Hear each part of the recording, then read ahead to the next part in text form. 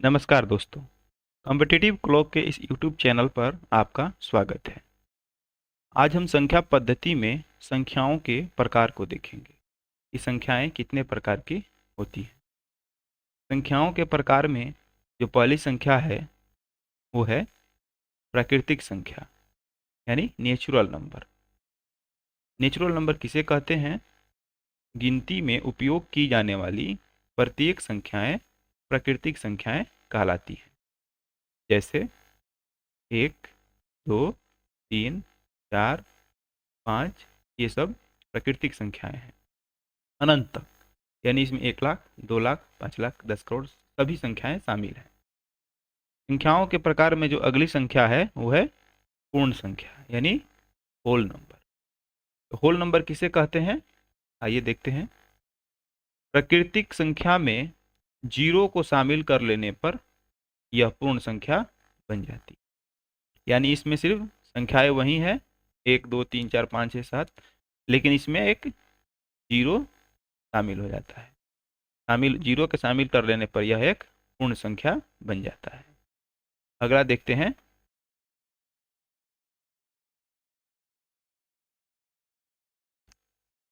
अगली जो संख्या है वो है पूर्णांक पूर्णांक संख्या यानी इंटीगर नंबर। धनात्मक, ऋणात्मक और शून्य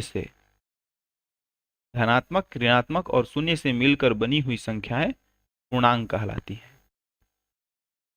जैसे 1, 2, 3 ये सभी धन संख्याएं हैं, 0 उदासीन संख्या है और -1, -2, -3, -4, -5 ये सभी ऋणात्मक संख्याएं हैं। ये सभी संख्याएं मिलकर पूर्णांक संख्याएं कहलाती हैं। यहाँ दिया गया है पूर्णांक संख्याएं 3 प्रकार की होती हैं: धनात्मक संख्या, ऋणात्मक संख्या और उदासीन संख्या। धनात्मक संख्या क्या होती है? 1 से लेकर अनंत तक की सभी संख्याएं धनात्मक संख्याएं कहलाती हैं यानी धनात्मक पूर्णांक संख्याएं कहलाती हैं।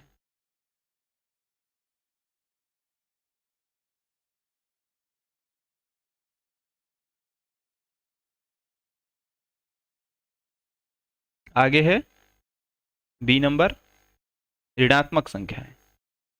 1 से लेकर अनंत तक की सभी ऋणात्मक संख्याएं ऋणात्मक पूर्णांक कहलाती हैं।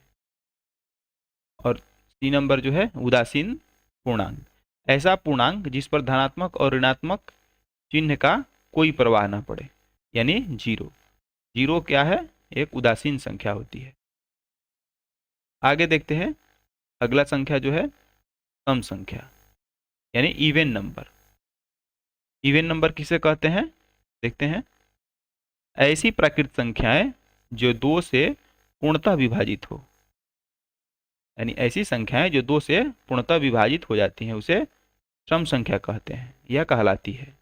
यानी 2, 4, 6, 8 इसी तरह 20, 22, 24, 26, 28 आदि।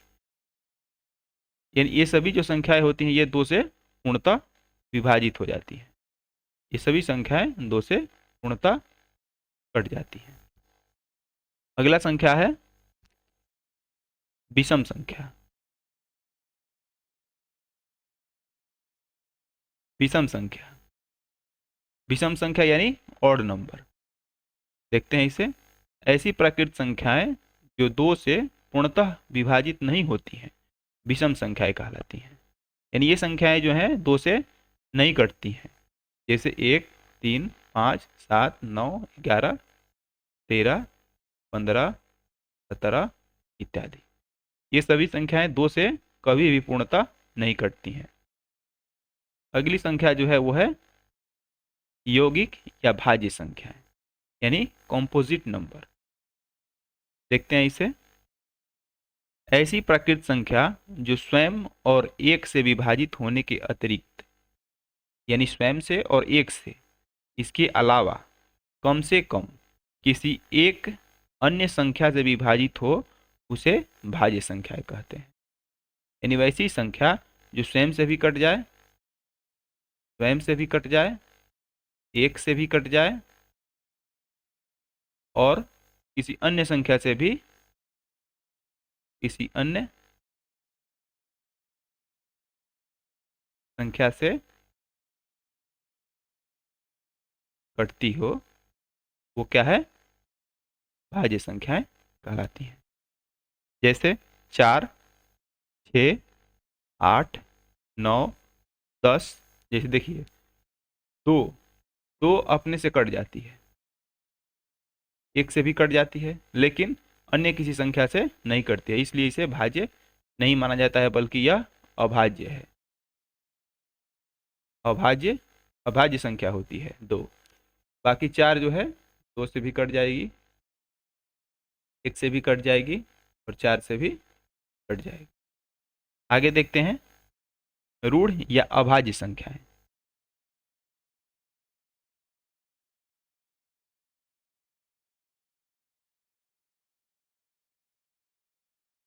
अगली संख्या जो है रूढ़ या अभाज्य संख्या है, इसे कहते हैं प्राइम नंबर्स।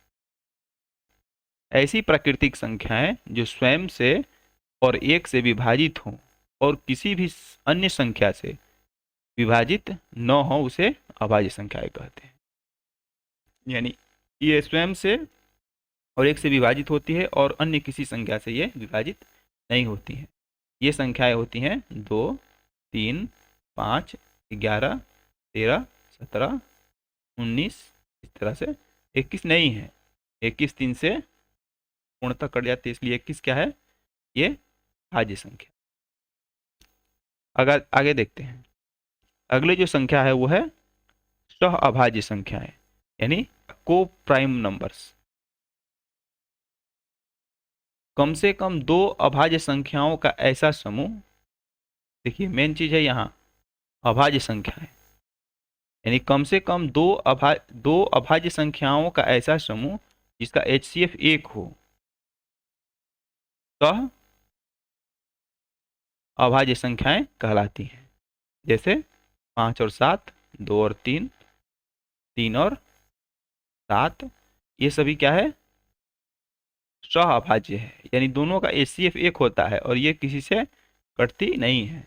जैसे 8 और 7, 8 कट जाएगी लेकिन 7 नहीं कटेगी, इसलिए ये क्या है, सह अभाज्य संख्याएं हैं। आगे देखते हैं परिमेय संख्याएं। अगली जो संख्या है वो है परिमेय संख्या, यानी रेशनल नंबर्स। तो ऐसी सभी संख्याएं जो p बाई क्यू के रूप में हो, जिन्हें p बाई क्यू के रूप में लिखा जा सकता है, उन्हें परिमेय संख्या कहते हैं। जैसे कि p बाई क्यू, p क्या है, अंश, q क्या है, हर। तो q हर का मान 0 नहीं होना चाहिए, यानी हर जो है यानी q जो है 0 के बराबर नहीं होनी चाहिए। जैसे 3/4, 7/12, 17/19, √125 वर्ग, यानी √625, ये सभी क्या है, परिमेय संख्याएं हैं। आगे देखते हैं 10 नंबर, अपरिमेय संख्याएं, इरेशनल नंबर्स। ऐसी संख्याएं जिन्हें p बाई क्यू के रूप में नहीं लिखा जा सकता है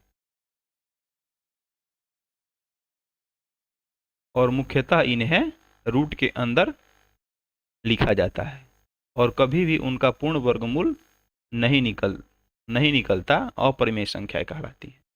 जैसे 13 का कोई वर्गमूल नहीं होगा, 17 इसका भी कोई वर्गमूल नहीं होगा, यानी ये सभी संख्याएं जो हैं इनका वर्गमूल नहीं निकलेगा। पाई, पाई एक अपरिमेय संख्या है। पाई का मूल्य होता है 22/7, 22/7, यानी 3.14। ये चलते जाता है आगे भी, यानी पाई एक अपरिमेय संख्या है। अगली संख्या देखते हैं, अगली संख्या है वास्तविक संख्याएं, यानी रियल नंबर्स। परिमेय और अपरिमेय संख्याओं को सम्मिलित रूप से लिखने पर वास्तविक संख्याएं प्राप्त होती हैं। यानी जैसे 3/5,